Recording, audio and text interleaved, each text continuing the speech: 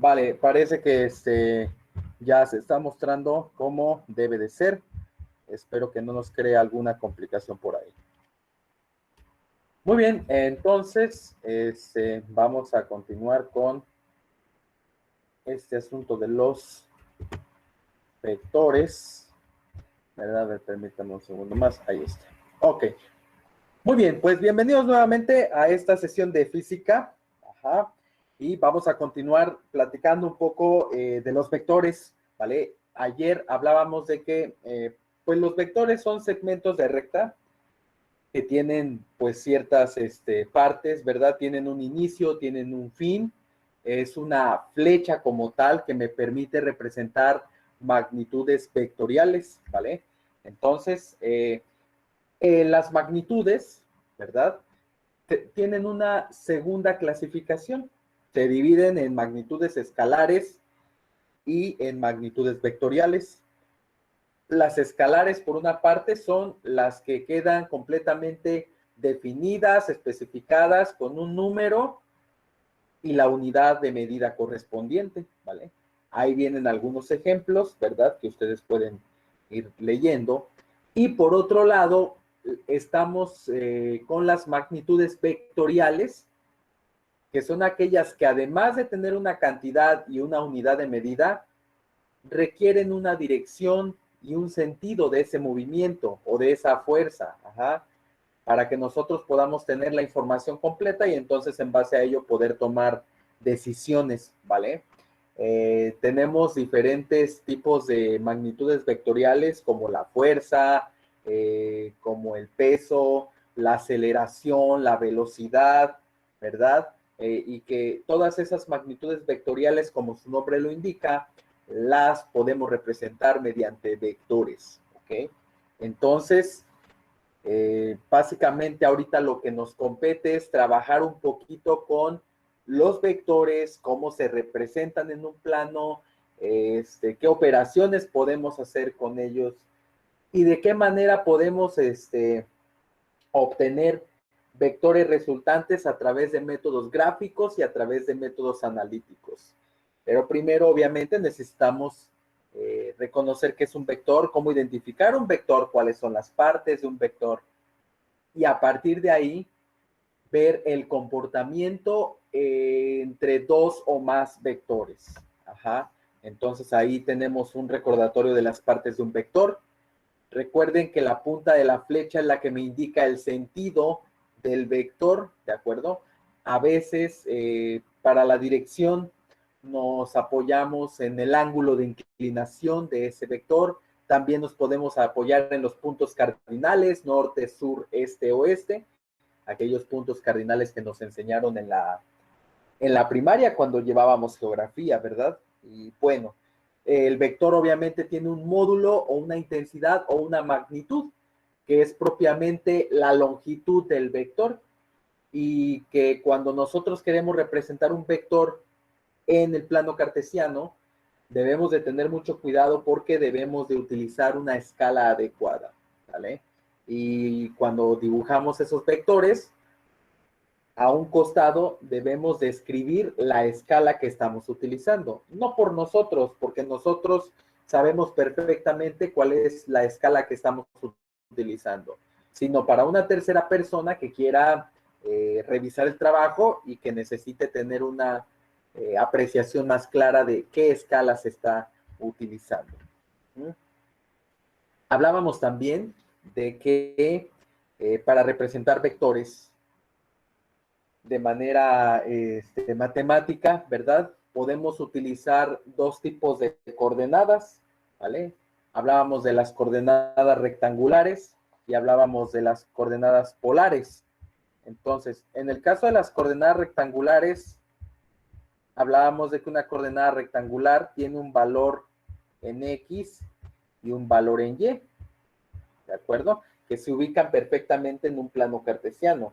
En el caso de las coordenadas polares, lo que tenemos es un valor de R, que viene siendo el valor del radio vector, y en términos sencillos, la longitud de mi vector, y el ángulo de inclinación de ese vector. Está representado por la letra griega teta, ¿verdad? Entonces, tenemos dos sistemas de referencia para poder nosotros representar vectores en el plano cartesiano o en algún sistema de coordenadas. En el caso de las coordenadas rectangulares, pues dibujamos nuestro plano, y lo que hacemos es ubicar la coordenada rectangular que nos dan. Si nos dicen que tenemos un vector en 3, -2, por decir un ejemplo, ubicamos el 3, -2 en nuestro plano, asumiendo que ya no tenemos ningún problema para dibujar puntos en el plano cartesiano, y una vez ubicado el punto, trazamos una recta que vaya del origen del plano hasta ese punto. En ese punto se dibuja la punta de la flecha y entonces estaríamos hablando que este es el vector 3, -2. ¿Okay? Recordemos que un vector está escrito con una letra mayúscula y con una flechita en la parte de arriba. ¿Ok? En algunos casos es posible sustituir esa letra mayúscula con la flechita arriba por una letra totalmente en negrita. Totalmente en negrita, pero esta es la notación más común, la que lleva la flechita en la parte de arriba con su respectiva letra mayúscula. En el caso de las coordenadas polares, si yo quiero graficar un vector en coordenadas polares, por ejemplo, el vector 6,45 grados, por citar un ejemplo, ¿verdad?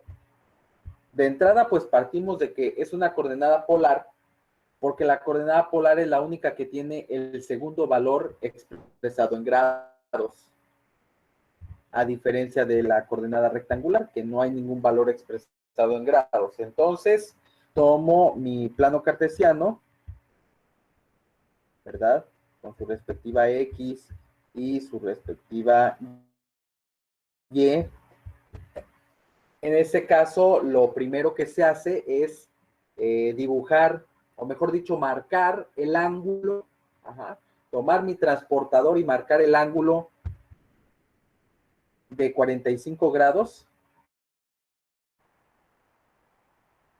El transportador, por lo general, es un transportador de medio círculo, aunque sabemos también que hay transportadores de círculo completo, pero la mayoría son de medio círculo.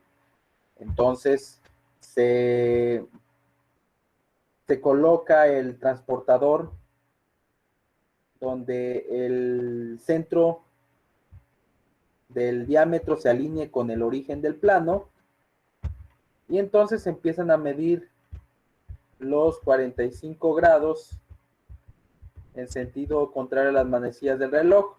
Entonces técnicamente estaría por aquí la marquita de los 45 grados. Y ya que esté la marca, ahora sí ya trazan el vector. ¿De acuerdo? Trazan un vector que parta del origen del plano en esa posición donde hicieron la marca del ángulo de 45 grados. Y entonces, en este caso sería un vector de 6 unidades. ¿Vale? Entonces yo puedo decir que a lo mejor hasta por acá están las 6 unidades. Y coloco la punta de la flecha correspondiente.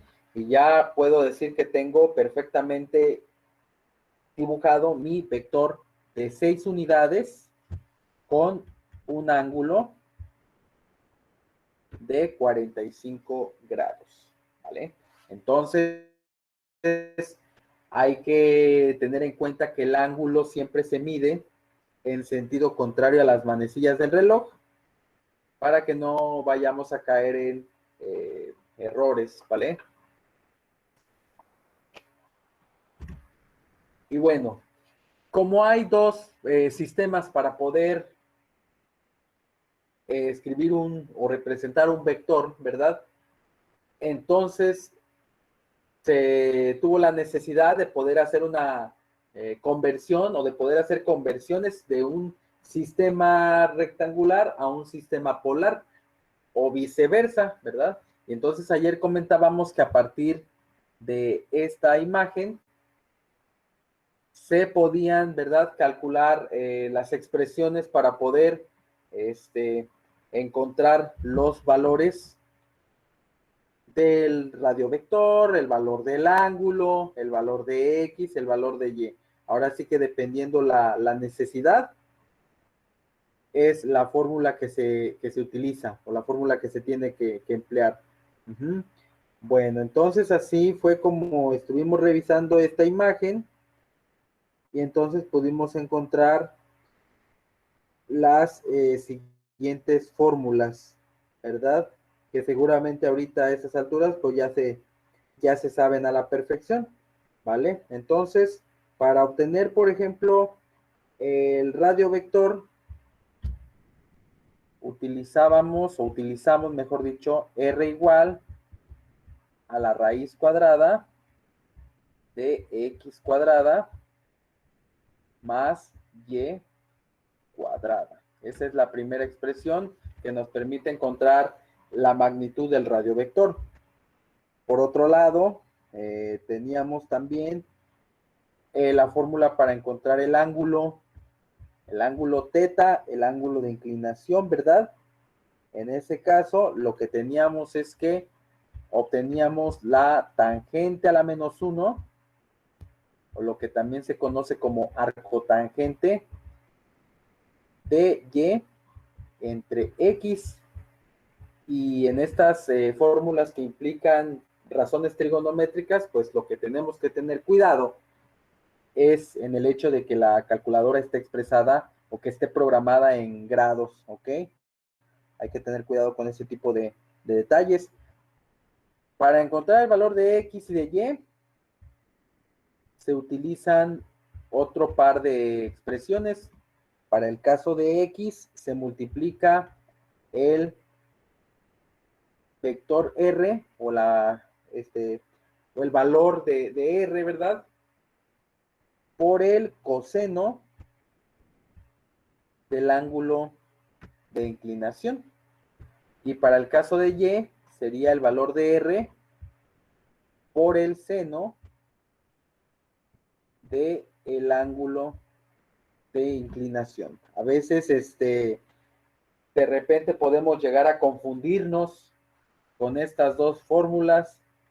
A veces pensamos que para X, o la fórmula para obtener X lleva seno, y para obtener Y es coseno, pero no.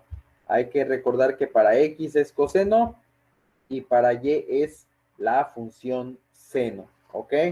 ¿Vale? Y bueno, nada más una acotación más antes de continuar. Si el valor del ángulo les da negativo, pues hay que tener mucho cuidado porque habría que a ese ángulo negativo sumarle 180. Ajá, habría que sumarle 180 grados o sumarle quizá alguna otra cantidad. ¿Vale? Para eso hay que apoyarnos un poquito en el gráfico del vector que estamos calculando para que nos demos una idea de cuál es el valor real del ángulo. Recuerden, el ángulo siempre se mide del eje X positivo en sentido contrario a las manecillas del reloj, o como dicen por ahí, en sentido antihorario. ¿Vale? Muy bien. Ahora, los vectores en la práctica no suelen estar de manera individual. Muchas veces se tienen arreglos de 2, 3, 4, 6, 20 vectores, n vectores. Ajá. No siempre hay un solo vector. Entonces, cuando se empieza a trabajar con vectores, se comienzan a estudiar las posibilidades y los arreglos y las operaciones que se pueden hacer con dos o más vectores, ¿vale? Entonces, digamos que los sistemas de vectores parten de que tienen dos vectores, pero pueden tener más vectores en el sistema. Entonces, tenemos así sistemas de vectores que no es más que la relación o la interacción entre dos o más vectores. Obviamente, se pretende que esos vectores sean de la misma naturaleza. Ajá. Es decir, si yo puedo tener en un mismo espacio actuando dos vectores de fuerza y un vector de velocidad. Sin embargo, yo solamente voy a poder hacer operaciones con los vectores de fuerza porque son de la misma naturaleza. Ajá. Yo no puedo mezclar un vector de fuerza con un vector de velocidad porque pertenecen a magnitudes diferentes. ¿Mm? Pueden estar conviviendo en el mismo sistema, sí, pero a la hora de efectuar cálculos, solamente considero los cálculos en los vectores que son de la misma naturaleza. Si en un mismo espacio tuviera 3 vectores de velocidad y 2 vectores de aceleración, puedo ser capaz de hacer operaciones con los 3 vectores de velocidad por un lado y por el otro lado con los 2 vectores de aceleración, pero jamás combinar unos con otros. ¿Ok? Ahora, en los arreglos o sistemas de vectores, podemos encontrar estos tipos que estoy mostrando en la lámina. Ajá. De entrada podemos tener vectores que son colineales y como su nombre lo indica, se encuentran sobre una misma recta. Es decir, tienen la misma dirección. ¿Ok? En este ejemplo que se muestra sobre una misma recta, están actuando dos vectores que curiosamente ambos se dirigen hacia el noreste, ajá, tienen el mismo sentido, ¿ok?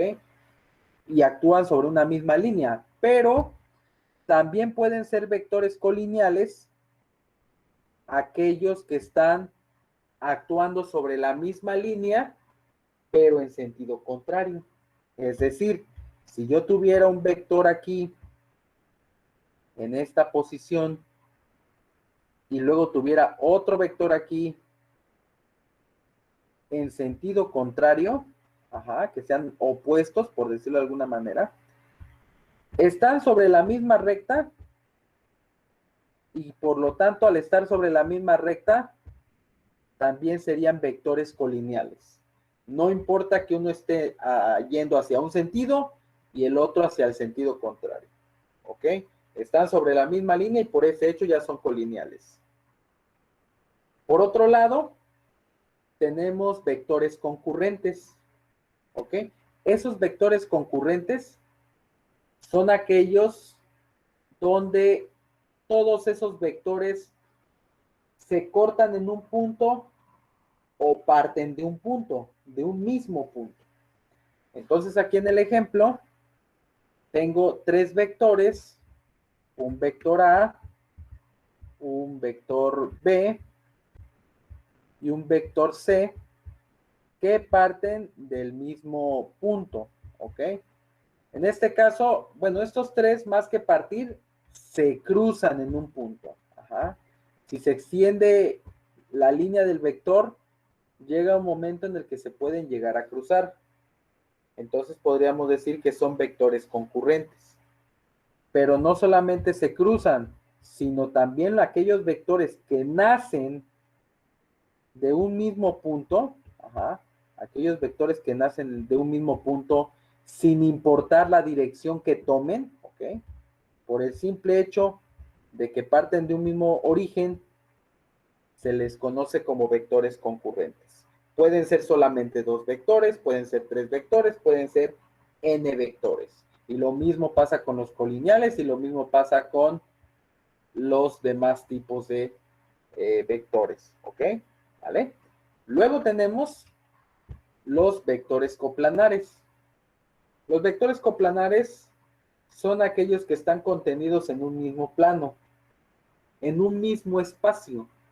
No importa si los vectores se cruzan, si parten de un mismo punto, si tienen la misma dirección o no tienen la misma dirección, si tienen el mismo tamaño o no, ahí no importa. Todos aquellos vectores que estén dentro de un mismo plano cartesiano, que estén dentro de un mismo dibujo, ajá, que estén dentro de un mismo sistema, se les conoce como vectores coplanares. ¿Ok? Entonces no hay mucho que decir. Todos aquellos vectores que estén dentro de una misma región se les llama así, vectores coplanares, sin importar magnitud, sin importar sentido, sin importar dirección, ajá, sin importar absolutamente nada, solo que estén dentro del mismo espacio. ¿Vale? Luego tenemos sistemas de vectores paralelos. Como su nombre lo indica, tienen direcciones paralelas. ¿Ok? Entonces, aquí en el dibujo se muestran dos líneas paralelas y dos vectores que tienen el mismo sentido. Ambas se dirigen hacia el noreste, pero yo puedo tener dos líneas paralelas, ajá, las voy a dibujar aquí a pulso, ok, entonces tengo dos líneas paralelas y en una línea tengo un vector que apunta hacia el noreste y en la otra línea tengo otro vector que apunta en sentido contrario. Al estar dentro de líneas paralelas, aunque estén en sentidos diferentes, podríamos decir que estos vectores también son paralelos, ¿ok? Aquí en la imagen solamente se muestran dos vectores paralelos que van hacia el mismo sentido, pero yo les hago la otra variante para que tengan la información completa. Si los dos vectores están en líneas paralelas, sin importar que vayan en sentidos diferentes, también son paralelos. Y no importa que fueran 3 vectores, o 2 vectores, o 5, ¿sale? Todos estos vendrían siendo o vendrían catalogados como vectores paralelos, ¿sí? ¿Sale? Muy bien. Finalmente tenemos lo que son los vectores perpendiculares. Aquellos vectores perpendiculares son aquellos que tienen direcciones perpendiculares. Recordemos que la perpendicularidad obliga a que se formen ángulos rectos, es decir, ángulos de 90 grados. Los vectores perpendiculares no necesariamente se tienen que cruzar, ¿ok? Pero, por ejemplo, la condición para que sean perpendiculares es que si yo tengo un vector aquí, un vector A, y por acá tengo un vector B, ¿vale? Entonces, ¿cómo voy a saber que son perpendiculares? Bueno, porque aunque no se junten, si yo extiendo la línea del vector de manera imaginaria, así con líneas punteadas, tanto la del vector A como la del vector B, llega un momento en el que se forma imaginariamente un ángulo de 90 grados. Entonces, al poder establecer esta conexión, podemos decir que el vector A y el vector B son perpendiculares. Aunque no se junten, si yo extiendo la línea del vector, puede haber esta unión perpendicular. Puede darse el caso de que sean dos vectores perpendiculares que sí se junten, ¿ok? Entonces, si tenemos un vector F en esta posición y tenemos un vector J que está en esta posición, aquí tenemos algo muy curioso. Son dos vectores que son perpendiculares porque ambos vectores forman un ángulo de 90 grados, pero además son dos vectores que se intersectan en un punto, que cruzan o chocan en un punto. Entonces, en este ejemplo en particular, además de que los vectores sean perpendiculares, también se podría decir que son concurrentes, ¿ok? Por esta segunda condición de que se cruzan en un punto, ¿vale? ¿Esto qué significa? Que puede, o que dos vectores o más pueden pertenecer a dos clasificaciones diferentes. Para este ejemplo en particular, son vectores perpendiculares y al mismo tiempo son concurrentes porque se intersectan en un punto. Si yo tuviera un plano cartesiano y en ese plano cartesiano dibujo varios vectores, vamos a suponer que dibujara estos vectores así. Entonces yo con estos dos vectores puedo decir, por la posición en la que se encuentran y que están en una misma línea, yo puedo decir que son vectores colineales, porque están sobre una misma línea, pero al mismo tiempo también puedo decir que son vectores coplanares. ¿Por qué? Porque están dentro de un mismo sistema, están dentro de un mismo plano. ¿Vale? Entonces, puede haber arreglos donde se apliquen dos tipos de sistemas de vectores, ¿vale? Nada más para que lo tomen en cuenta. Muy bien. Hasta aquí, muchachos, ¿alguna duda o inquietud?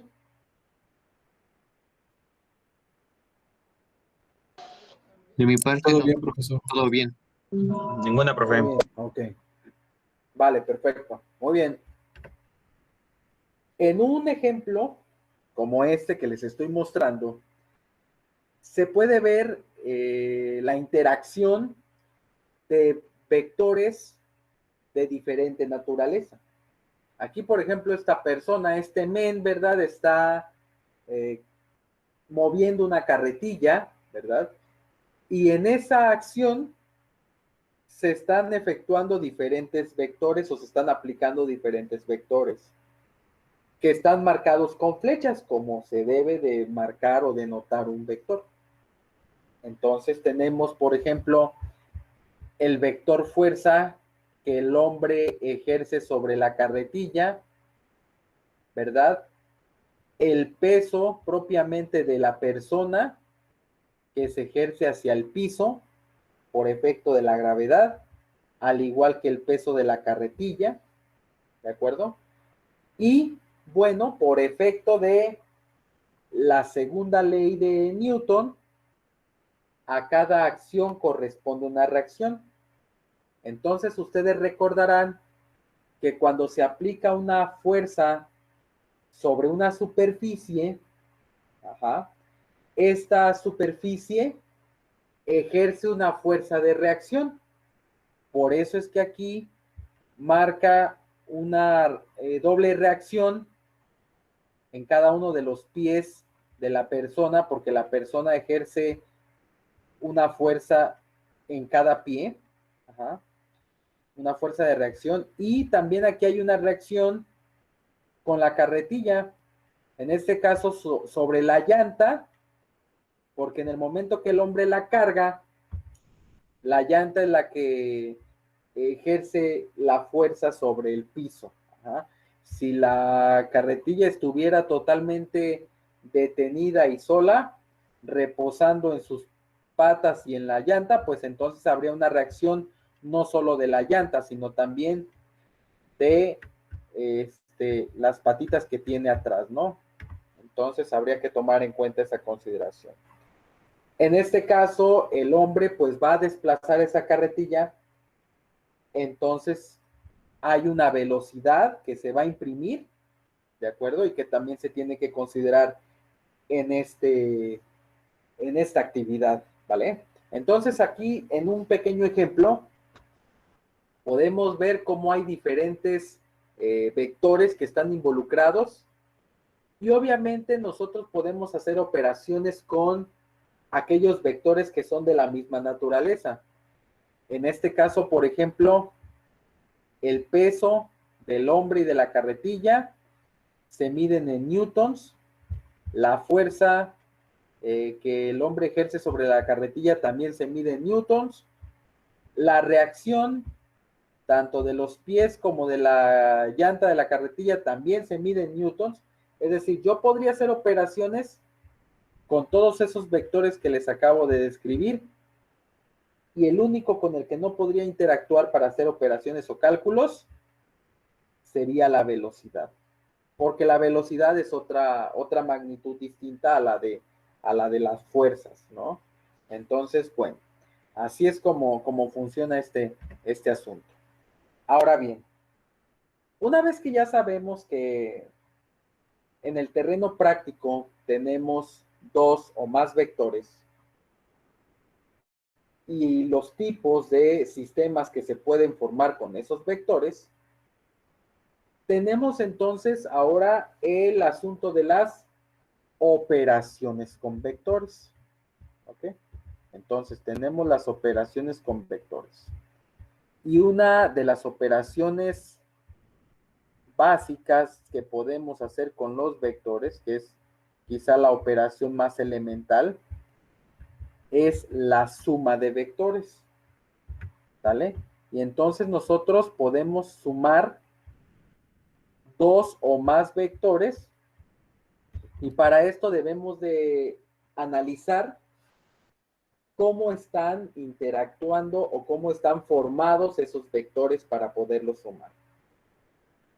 Y entonces aquí se presentan tres casos básicos. El primero, que está de su lado izquierdo, nos plantea una suma de dos vectores, pero esos dos vectores tienen la misma dirección y el mismo sentido. Entonces, ¿cuáles son las variantes? Aquí en este caso, por ejemplo, son dos vectores que están en un plano horizontal y que ambos están actuando hacia la derecha. ¿Ok? Entonces, me dice aquí que si yo tengo un vector A con un vector B que comparten esas características, la suma de los vectores es la suma algebraica de las magnitudes del vector A y el vector B, como si fuera una suma de números. Ajá. ¿Cuál es el asunto aquí? Que para que esto se produzca, ambos vectores deben de ir hacia el mismo sentido. ¿Ok? Hacia el mismo sentido. En este caso, ambos van hacia mi derecha. ¿Ok? Van hacia mi derecha. Entonces, aquí hay una situación. Normalmente o muchas veces cuando trabajamos con vectores, muchas veces a los vectores les añadimos un signo. Ajá. Más que nada ese signo se lo ponemos por el sentido de hacia dónde va el vector. Y eso pasa mucho cuando estamos trabajando con vectores que están dentro de un plano cartesiano. Entonces tenemos que basarnos en ese sentido porque vamos a estar trabajando con el plano cartesiano. Entonces muchas veces lo que se hace es lo siguiente. Si el vector apunta hacia la derecha o apunta hacia arriba, ese vector se toma positivamente. Ajá. Es decir, si este vector mide 8 newtons, son 8 newtons positivos. Y si apunta hacia arriba, suponiendo que midiera 4 newtons, serían 4 newtons positivos. ¿Por qué son positivos en esas dos situaciones? Bueno, porque recordemos que el plano cartesiano, la dirección derecha, son los valores de X positivos, y los valores que van hacia arriba son los valores de Y positivo. Y entonces, por esa referencia de X y de Y positivos, es que aquellos vectores que apuntan hacia la derecha o que apuntan hacia arriba se toman como positivos. Sin embargo, si el vector apunta hacia la izquierda o apunta hacia abajo, entonces muchas veces ese vector se toma como negativo. Ajá. No es porque tenga una magnitud de -8. El negativo solamente nos especifica el sentido de ese vector. En este caso, sería en el sentido negativo del eje Y, para este ejemplo que estoy anotando, de -8 newtons. Y en este ejemplo sería orientado hacia el negativo del eje X. En este caso yo le coloco -3 newtons. ¿Ok? Entonces, esta referencia de cuando el vector es positivo o el vector es negativo, es importante tenerla en cuenta cuando se hace una suma de vectores con la misma dirección o con la misma dirección pero sentidos opuestos. ¿Ok? Por ejemplo, vamos a ir unos ejemplos. Primero con el caso de la izquierda. Si tengo dos vectores con la misma dirección y sentido, si tengo dos vectores, uno que mida 3 newtons y otro más, aquí ya se me fue la mano, que mida 6 newtons, ajá. De entrada son positivos los valores porque ambos están apuntando hacia la derecha. Y como están en la misma dirección y el mismo sentido, entonces la suma de esos dos vectores pues va a ser algebraicamente con sus signos 3 newtons más 6 newtons. Y sabemos que 3 newtons más 6 newtons son 9 newtons. Entonces tendríamos una suma que nos daría 9 newtons, lo que significa que estos dos vectores yo los puedo reemplazar por un solo vector cuya magnitud es de 9 newtons, ¿vale? Es en realidad lo que yo obtengo con la suma de vectores. Un único vector que yo puedo reemplazar por todos los vectores que están involucrados y que me va a generar el mismo efecto. Ajá, me va a generar el mismo efecto. Entonces, en vez de aplicar dos vectores, simplemente aplico un vector, que es este de color verde, que va a ser equivalente. En este caso, mide 9 newtons para el ejemplo que tengo aquí. Si yo tengo dos vectores que están en la misma dirección, pero que ambos apuntan hacia la izquierda, como es esto de aquí, que este mida 2 newton y que el otro mida 15 newton, por poner un ejemplo, ¿vale? Aquí el asunto es que ambos tendrían que tener signo negativo por la referencia que yo les mencionaba hace rato. Si van hacia la izquierda se toman como negativos, ¿sale? Entonces, a la hora de sumar, realmente lo que estaría sumando son dos vectores negativos, menos 2 newtons más menos 15 newton, ¿ok? En sentido estricto así se escribe, aunque sabemos que eso me va a dar menos 2 newton menos 15 newton por las leyes de los signos. Y al final eso me va a dar menos 17 newtons. ¿Eso qué significa, profe? Que bueno, yo puedo reemplazar estos dos vectores con un único vector que va a tener una magnitud de 17 newtons, pero que en este caso va en el sentido hacia la izquierda. ¿Ok? ¿Y por qué sé que va hacia ese sentido? De entrada porque estoy viendo los vectores que voy a reemplazar y de entrada también por el signo que estoy mostrando aquí. Ajá. Entonces ahí está el reemplazo, menos 17 newtons, que sería el resultado de la suma de esos dos vectores, ¿ok? Entonces, este concepto de los positivos y los negativos también me sirve para hacer una suma de vectores cuando los vectores tienen la misma dirección, pero sentidos opuestos. Es decir, yo tengo un vector que va hacia la derecha, que mide 20 newtons, y también tengo un vector, pero este va hacia la izquierda,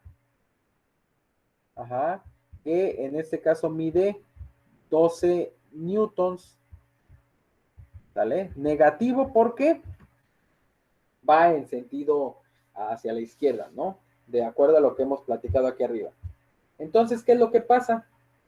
Me dice que si yo tengo dos vectores que están en la misma línea, en la misma dirección, pero en sentidos opuestos, yo también los puedo sumar, así como los sumé aquí atrás. Nada más que aquí tengo que tomar en cuenta también el asunto de los signos. Me dice, ok, tienes que sumar tu vector de 20 newtons, que es positivo, pero le vas a sumar el otro vector de 12 newtons, que es negativo. Entonces, en realidad, lo que vas a terminar haciendo, pues es una resta. Entonces, a 20 newtons le quitas los 12 newtons y eso te va a dar un valor de acuerdo a la aritmética de 8 newtons. Lo que significa que para yo poder reemplazar estos dos vectores, podría yo colocar solamente un único vector que va a tener una magnitud de 8 newtons, pero al ser positivo, tiene que ir orientado hacia la derecha, ¿ok? ¿Por qué? Porque el resultado me dio positivo. Entonces, la orientación tiene que ser hacia la derecha. Ese sería el resultado de la suma de esos dos vectores. Y lo mismo ocurre si los vectores están verticalmente. Se aplica el mismo concepto, la misma idea.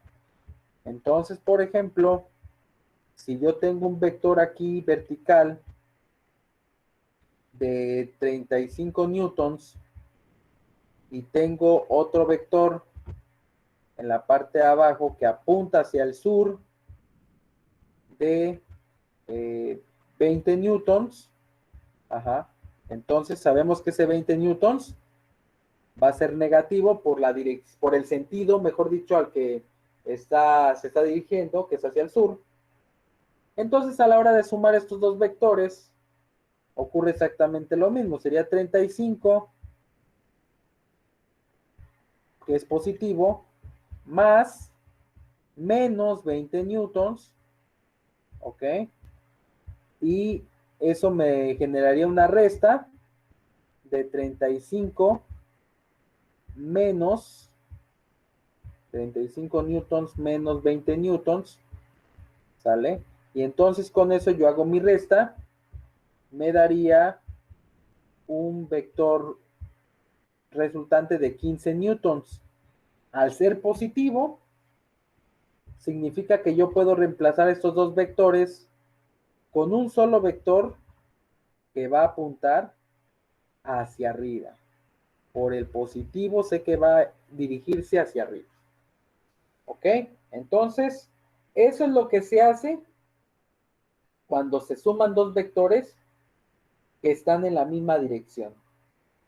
Pueden estar en el mismo sentido, ir ambos hacia la izquierda o ambos hacia la derecha, ambos hacia arriba o ambos hacia abajo, o bien pueden ir uno a un sentido y el otro a sentido contrario. Simplemente lo único que tenemos que tomar en cuenta son los signos de los vectores para poder hacer la operación de forma correcta. ¿Vale?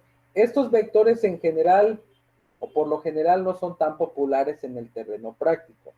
Los que sí son muy populares y con los que sí vamos a trabajar bastante son con los vectores que tienen diferente dirección y que incluso tienen diferente sentido, ¿sale? Es decir, vamos a trabajar con este tipo de arreglos, ¿ok? Porque son los más comunes.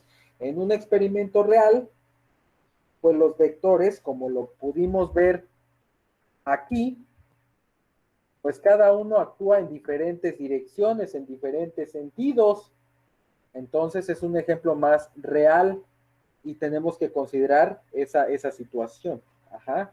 Entonces, por ejemplo, aquí solamente los pies ejercen dos vectores, ajá, que son paralelos y que se puede decir que están en la misma dirección y en el mismo sentido.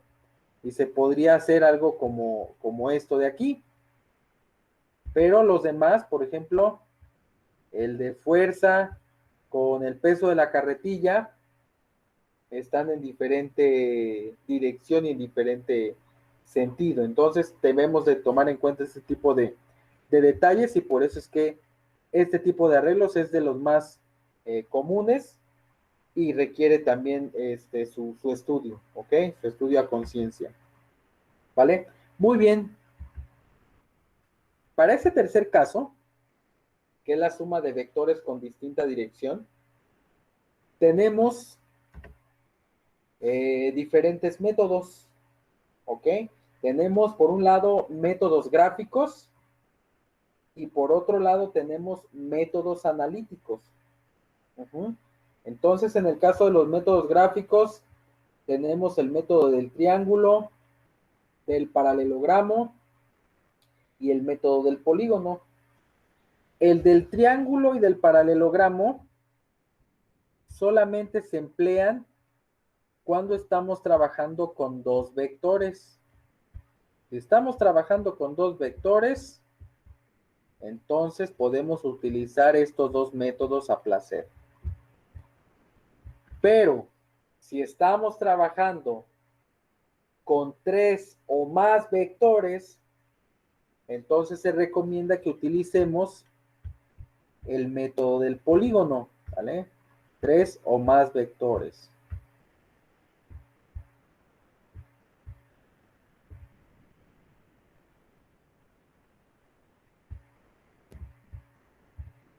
Y para esto, para el método o para los métodos gráficos, obviamente se requiere una precisión a la hora de hacer los trazos para que entonces podamos obtener los resultados esperados. Tenemos que ser muy cuidadosos al elegir nuestra escala, al medir cada vector, al calcular el ángulo, al trazar el vector y para tener la longitud correcta. Es decir, si voy a dibujar un vector de 6 newtons y la escala me dice que un newton es 1 centímetro, entonces mi vector debe medir 6 centímetros. No 6.2, ni 6.1, ni 5.9, debe medir 6 centímetros. Y el ángulo también, si hay un ángulo de inclinación, pues también debemos de tener en cuenta ese tipo de detalles para que las cosas estén bien hechas. Y por esa razón, de que no siempre se hacen buenos gráficos, sobre todo cuando los hacemos a mano, es por eso que muchas veces se recurren a los métodos analíticos, que a través de fórmulas y a través del uso de la trigonometría, que seguramente ustedes ya dominan a la perfección, se puede trabajar con diferentes procedimientos o fórmulas para poder encontrar la suma de vectores. Tenemos por ahí el teorema de Pitágoras, ley de senos y cosenos, para encontrar las componentes de los vectores, poder encontrar el vector resultante y los ángulos de inclinación. Ajá. Pero bueno, todo eso lo veremos probablemente más adelante. Ahorita vamos a trabajar un poquito con la suma de vectores, ¿vale? Utilizando métodos gráficos, ¿de acuerdo? Entonces voy a salirme de esta sesión para proyectar aquí mi compañero de cabecera y poder trabajar un poquito con los vectores en el método gráfico. Muy bien. Hasta aquí, ¿alguna duda, muchachos? ¿Comentario?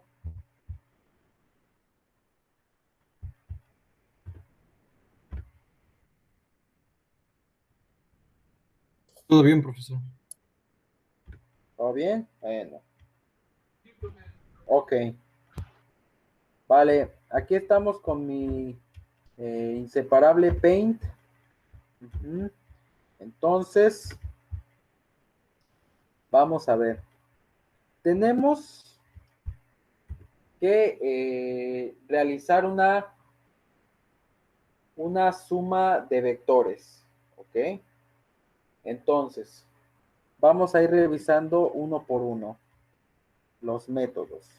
Si tenemos dos vectores, por ejemplo, que tuviéramos el vector a ver, déjenme ver por qué está mal sobre esto. A ver, ok, tenemos el vector A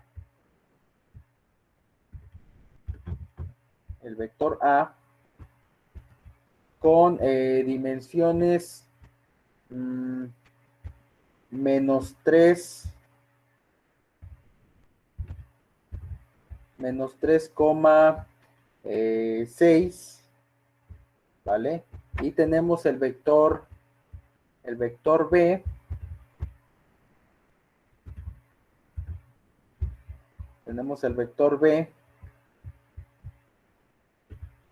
con coordenadas, ¿qué será bueno?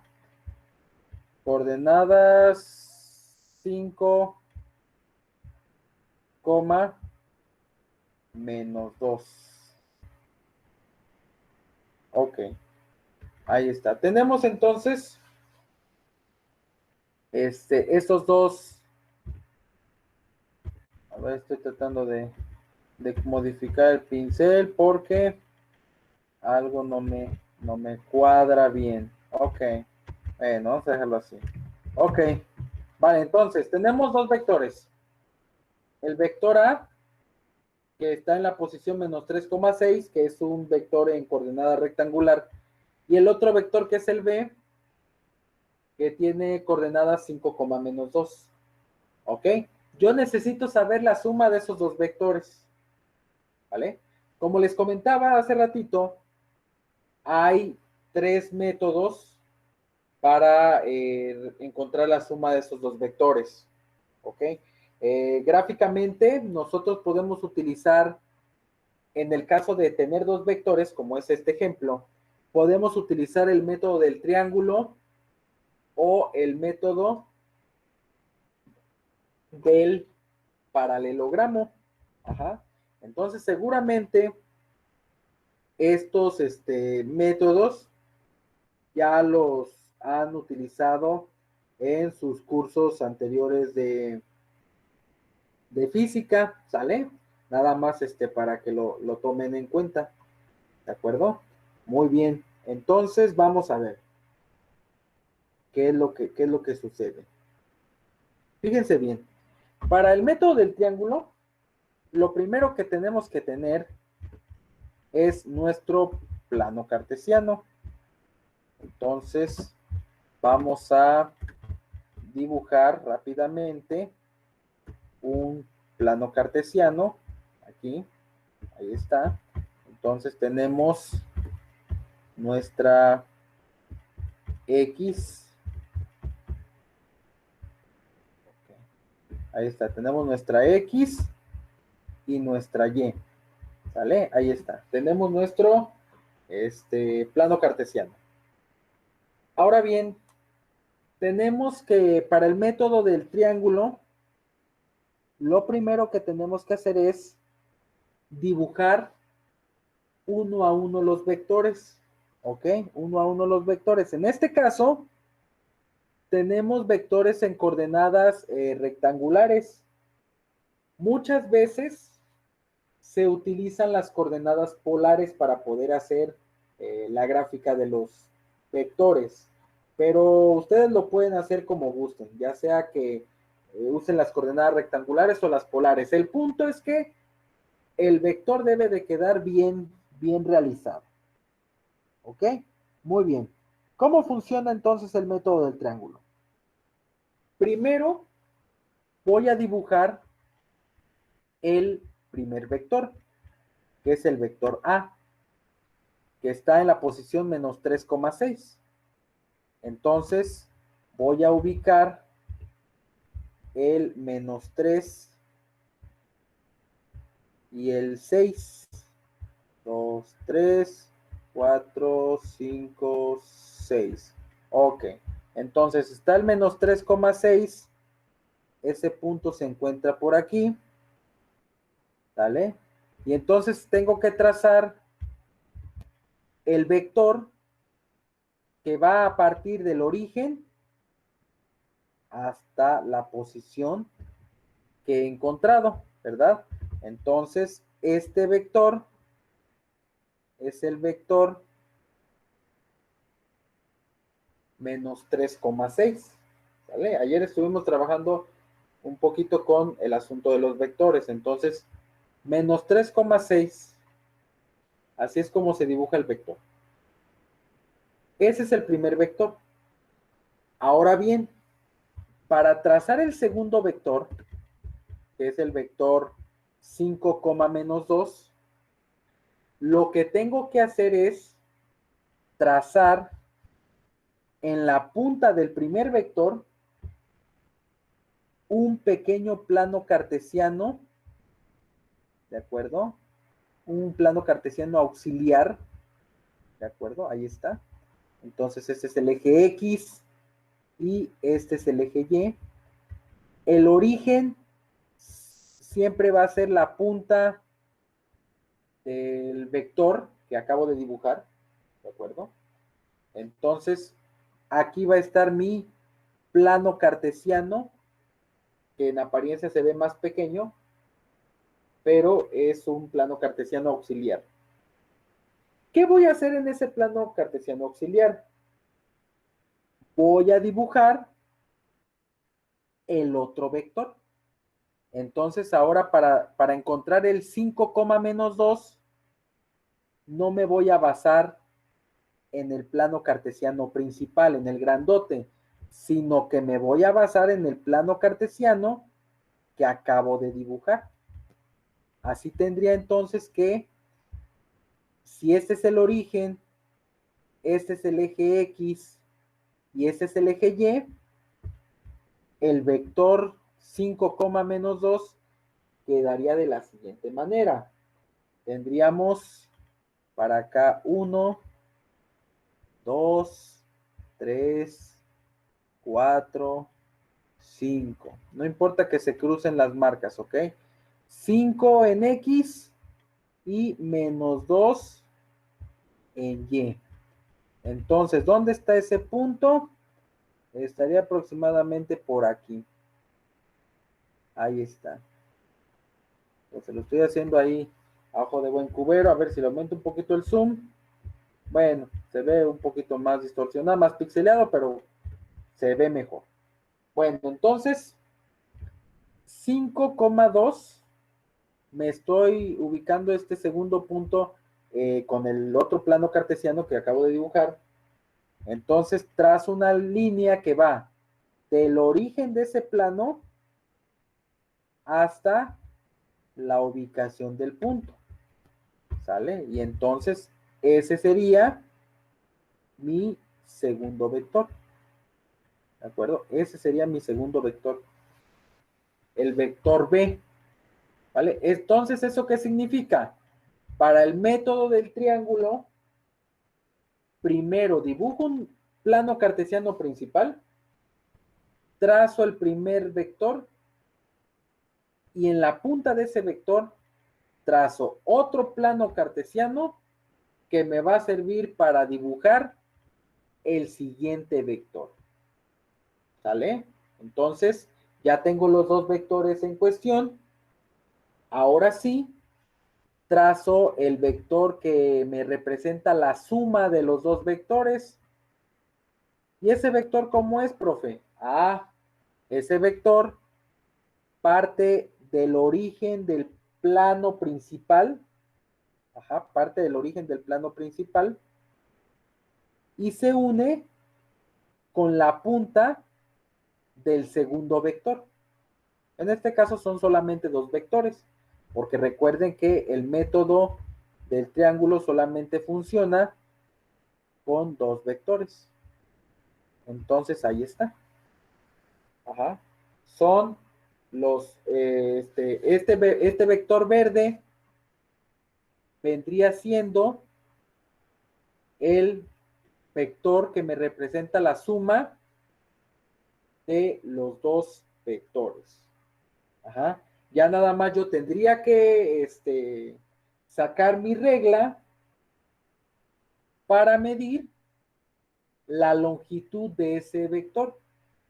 Por lo general, la suma de los vectores o el resultado de la suma de los dos vectores se da por una parte la magnitud del vector, en este caso habría que medir esta longitud, y también se da como dato el ángulo de inclinación de ese vector final, de ese vector resultante, ¿ok?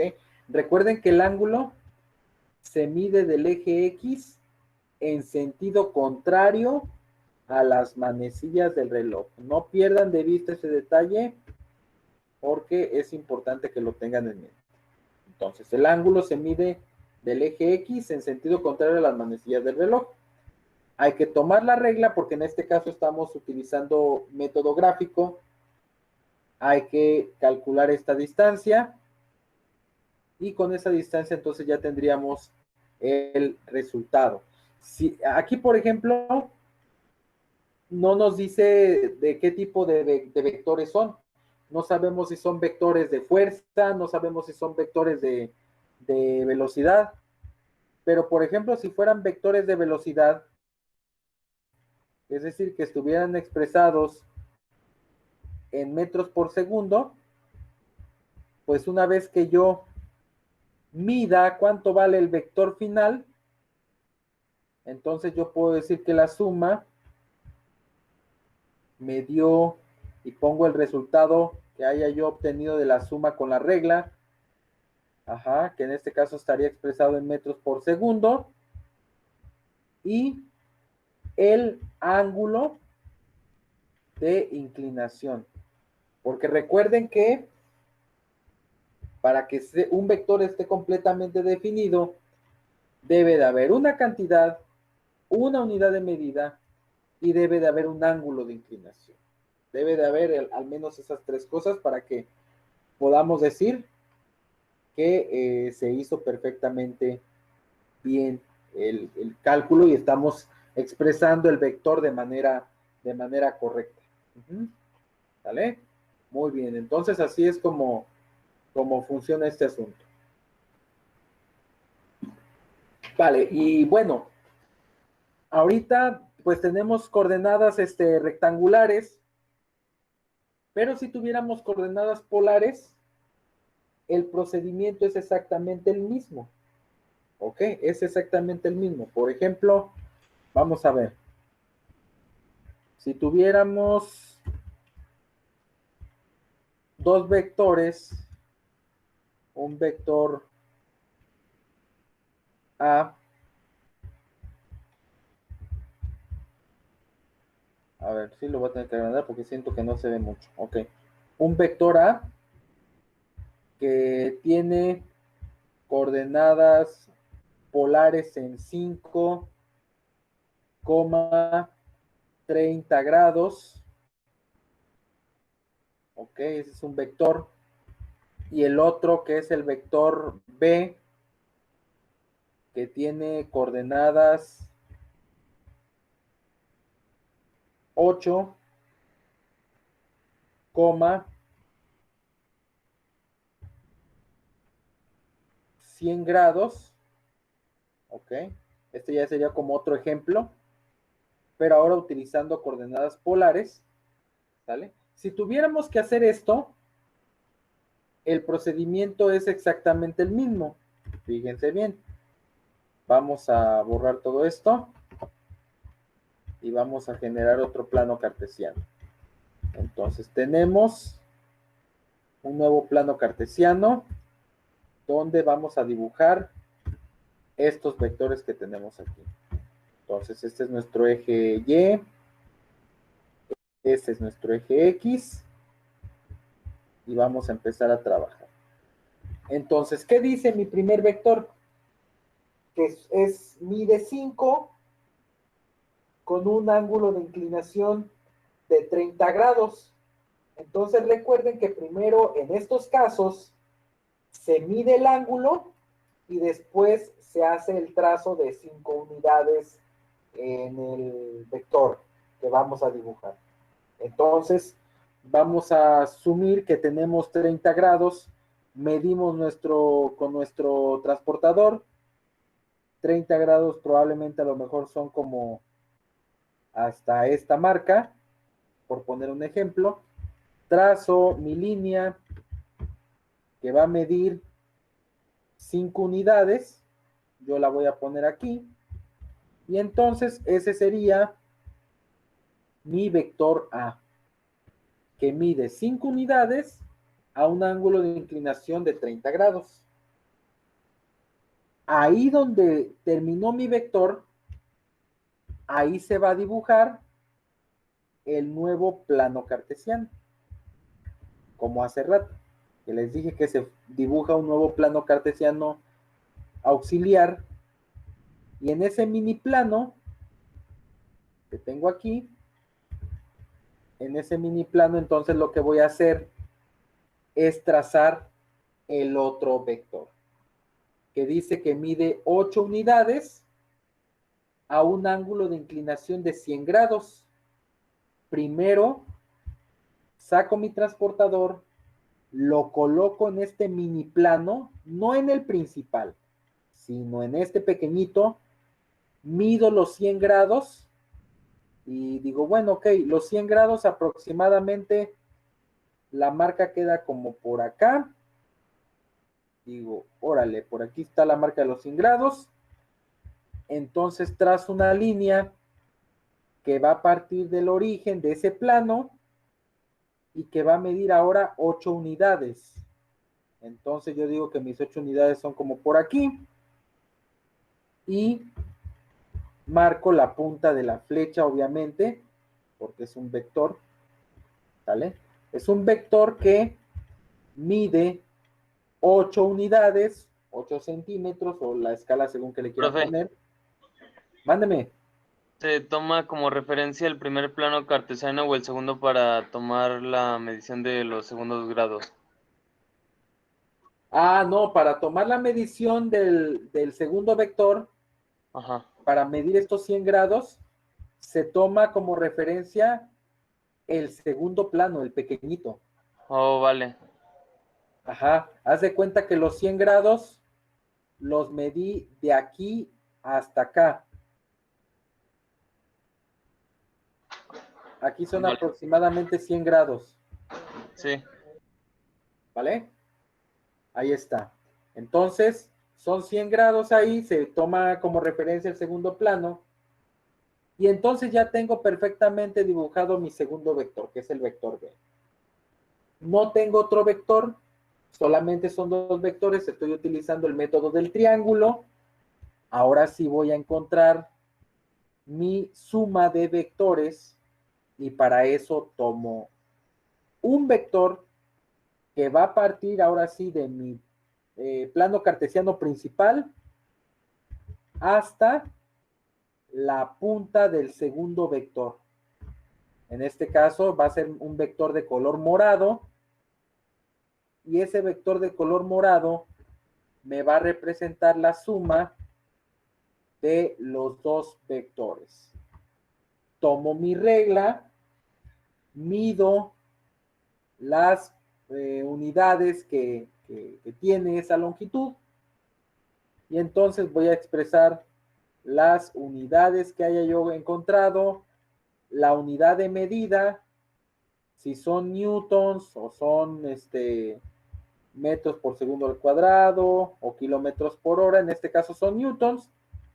Mido la longitud de mi vector. Si estamos trabajando en newtons y cada centímetro equivale a un newton, porque así definieron su escala, y si esta cantidad en centímetros son 9, por decir algo, entonces pondría 9 newtons, y obviamente el ángulo de inclinación, que en este caso el ángulo del vector final, para el ángulo del vector final, se toma o se mide desde el eje X positivo del plano principal. Es decir, el ángulo que se mide para este ejemplo es este que tengo aquí.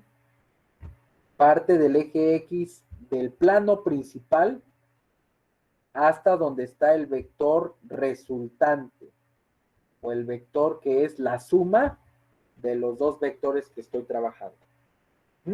¿Vale? Entonces ya calculan el ángulo con su transportador a ojo de buen cubero y dicen, bueno, son 9 newtons, vamos a suponer a 75 grados. ¿Vale? En este caso yo estoy poniendo un dato al azar, porque no estoy midiendo ahorita con el transportador, pero si lo midiera, entonces tendría un resultado más preciso seguramente.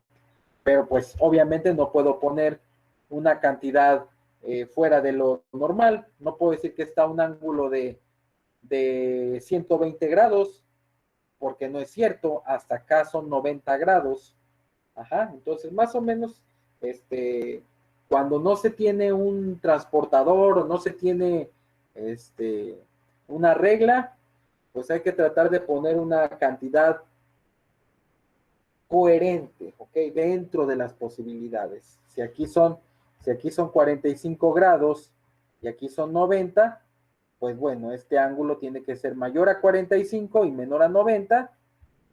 Y bueno, yo le hice un cálculo así aprox y le puse 75 grados, ¿no? Le pude haber a lo mejor puesto 80, pero para salir de dudas tendría yo que sacar mi transportador y medirlo.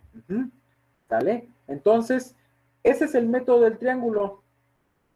Y se llama método del triángulo porque, como vieron en este ejemplo y en el otro, se forma un triángulo. Por eso se llama método del triángulo. Y no importa si las coordenadas están en forma rectangular o en forma polar. ¿Ok? Entonces así es como funciona. Y el método del paralelogramo, que también sirve para sumar dos vectores, ajá, ahí lo que se hace es lo siguiente. Ajá, voy a tomar como ejemplo este mismo, pero ahora voy a platicar del método del paralelogramo. Voy a borrar todo esto. Nada más voy a dejar el ejemplo y ya está. Ok, entonces, ese es el método de hace rato, el método del triángulo. Pero ahorita vamos a revisar el método del paralelogramo. Es muy similar, también sirve para sumar dos vectores. ¿Ok? Entonces vamos a ver cómo funciona este asunto. Primero, tenemos nuestros dos vectores ahí. Vamos a dibujar nuestro plano cartesiano. Ok, entonces dibujamos nuestro plano cartesiano. Okay, tenemos esta línea aquí. Y luego tenemos esta otra línea acá. Ok, ya sabemos que esto es X. Y ya sabemos que esto es Y. Muy bien, vamos a utilizar el mismo ejemplo que hace ratito. Estos dos vectores con coordenadas polares. Muy bien. Para el método del paralelogramo, lo que se hace es dibujar los dos vectores en el mismo plano cartesiano. ¿Ok? Se dibujan los dos vectores en el mismo plano cartesiano. Primero uno y luego el otro. Entonces, mi primer vector dice que tiene longitud de 5 con un ángulo de 30 grados. Entonces, mido con mi transportador los 30 grados. Vamos a suponer que es como por aquí. Y trazo una línea que va a medir 5 unidades. ¿De acuerdo? Y con ese ángulo de 30 grados. Entonces, tendríamos aquí nuestro primer vector. ¿Ok? Con mucha imaginación, ese es un vector. Ahí está. Ese es el primer vector de 5 unidades con un ángulo de 30 grados. Y obviamente recuerden que parte del origen de ese plano cartesiano. ¿Ok? Después dibujamos el otro vector. El otro vector es un vector de 8 newtons a un ángulo de 100 grados. ¿Ok? Entonces, ¿qué hago? Dibujo primero el ángulo, marco primero el ángulo, que son 100 grados. Vamos a suponer que es como por aquí la marca. 100 grados. ¿Ok? Y entonces dibujo una línea que va a medir 8 unidades en ese sentido. Y entonces, hasta acá llega mi segundo vector. En este caso, para el método del paralelogramo, ambos vectores se dibujan en el mismo plano cartesiano. Ambos vectores parten del mismo origen. No tengo que dibujar un vector, un plano cartesiano adicional. En el método del paralelogramo no tengo que dibujar ningún plano cartesiano adicional. E independientemente del método que utilicemos, si estamos trabajando con el mismo ejercicio, como por ejemplo ahorita que estoy utilizando este ejercicio, que ya utilicé con el método del triángulo, tenemos que llegar al mismo resultado. ¿Ok? Tenemos que llegar al mismo resultado. Entonces, ya que tengo los dos vectores dibujados, recuerden que el método del paralelogramo también me sirve para solamente sacar la suma de dos vectores. Entonces lo que hago es ahora trazar líneas paralelas. ¿Ok? Espero explicarme en este sentido. Voy a trazar primero una línea paralela al primer vector, que es este rojo. Se traza una línea paralela.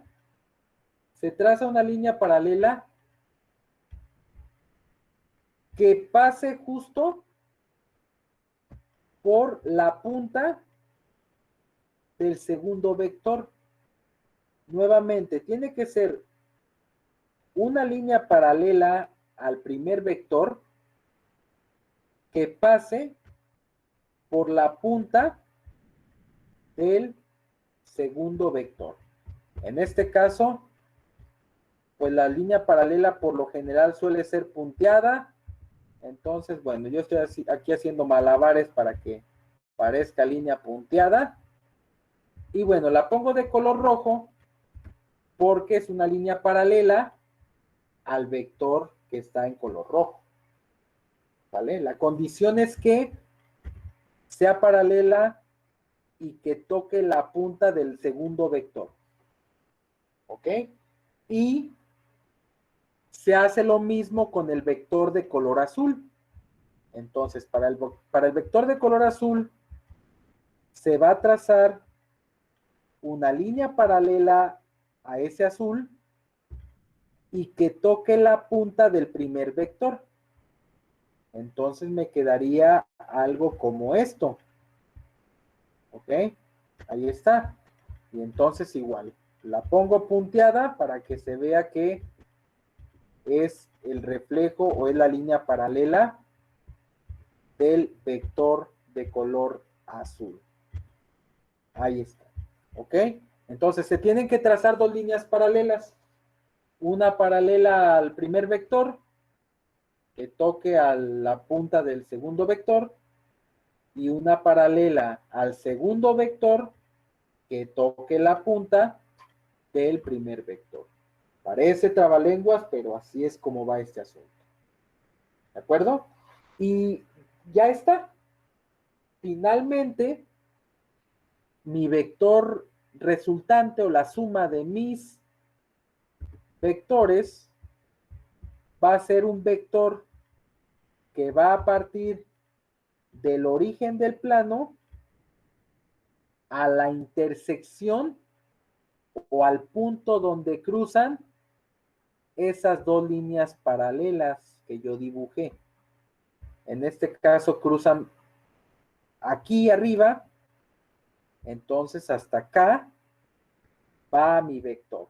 Vuelvo a insistir, el vector de la suma, el vector resultante, parte del origen del plano hasta el punto donde se intersectan o se cruzan las líneas paralelas que yo dibujé. ¿Vale? Tomo mi regla, mido este vector, va a estar expresado en newtons y obviamente pues va a tener su ángulo de inclinación. Entonces, si hacen un poquito de recordatorio de cómo estaba el ejemplo anterior con el método del triángulo, pues se darán cuenta que el vector, pues técnicamente nos quedó en la misma, con el mismo ángulo de inclinación y con las mismas dimensiones. Claro, aquí estoy haciendo las cosas un poquito a desconciencia, porque no estoy midiendo perfectamente las 5 unidades del vector A con las 8 unidades del vector B. Pero a pesar de eso, este vector se mantiene en la misma dirección y el mismo sentido. Es decir, no pasó a otro cuadrante. Ajá. Y así quedó también el vector con el método del triángulo. Por eso, aunque cambié de método, pues no quise cambiar de ejemplo para que quedara constancia de que sin importar el método que utilicemos para sumar dos vectores, tenemos que llegar al mismo resultado. ¿Ok?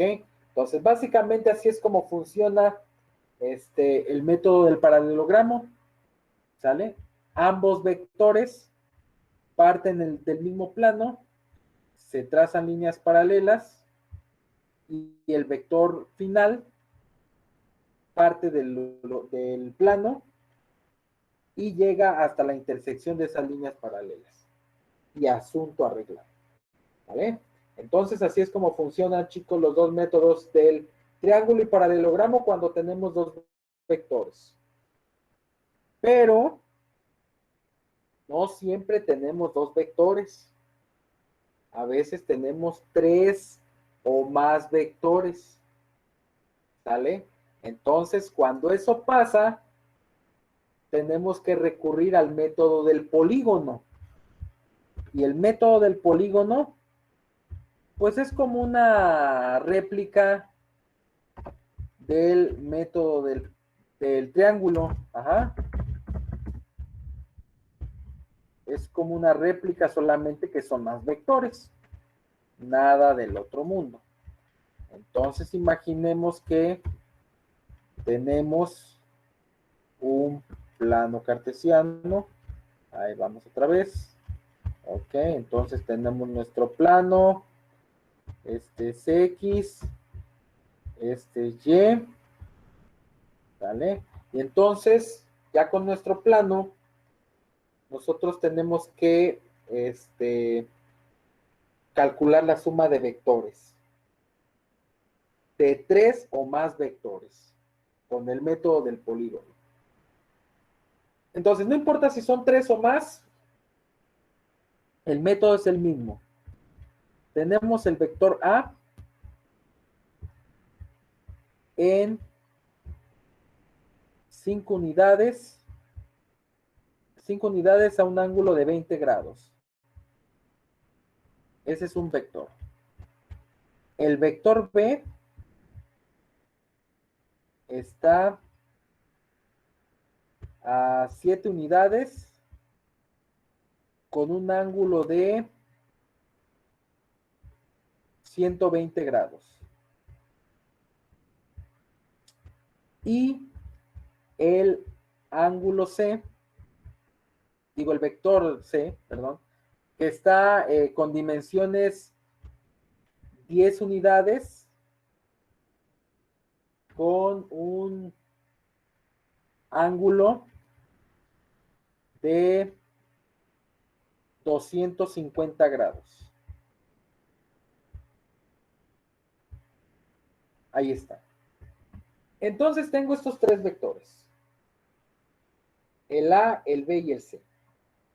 Tengo que calcular la suma de los tres vectores y para eso tengo que recurrir al método del polígono. Si recordamos el método del triángulo, recordamos que primero tenemos que dibujar nuestro primer vector partiendo de el plano cartesiano principal. En este caso, como son coordenadas polares, son 20 grados, entonces trazo mi ángulo de 20 grados y luego trazo una línea que mida 5 unidades en ese sentido, ¿vale?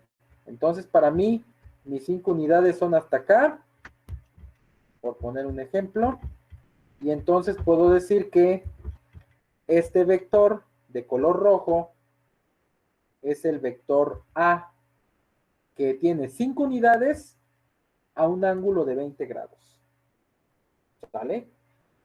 Ahora, al igual que el método del triángulo, en el del polígono tenemos que dibujar un plano cartesiano auxiliar. Entonces dibujamos justo en la punta de la flecha un plano cartesiano auxiliar. Este es mi pequeño planito de donde voy a dibujar el segundo vector. El segundo vector me dice que son 7 unidades a un ángulo de 120 grados. Entonces primero mido los 120 grados, que obviamente esos 120 grados se miden con el pequeño plano cartesiano, no con el grandote, sino con el pequeño. Entonces mido mis 120 grados, la marca la tengo aproximadamente por aquí,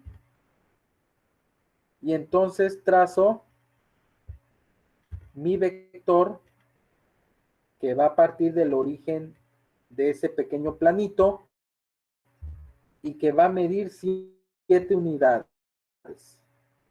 Entonces son 7 unidades aproximadamente aquí.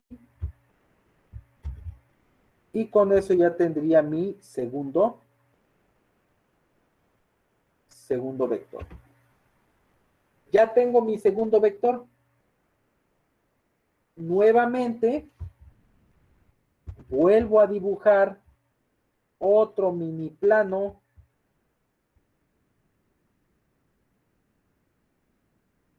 vector